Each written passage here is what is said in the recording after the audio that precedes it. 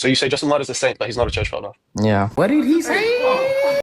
Let's see what scholars say on the issue. Is Justin Martyr a church father or merely just a saint? Well, John Henry Newman, who's a doctor of divinity and someone who's venerated in the Catholic Church and celebrated also among Eastern Orthodox circles, he says in his book, An Essay on the Development of Christian Doctrine, he says, quote, if we limit our view of the teachings of the fathers by what they expressly state, then Saint Ignatius may be considered a patropagian. Saint Justin Arianizes, and Saint Hippolytus is a Photinian.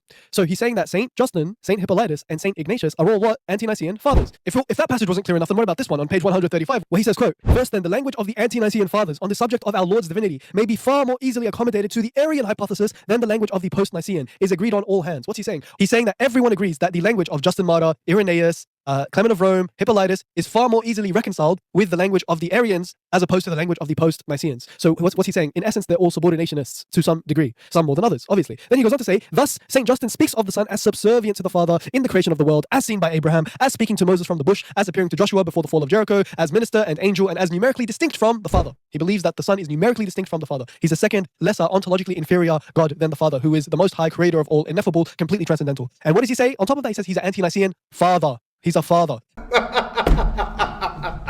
This your man, bro.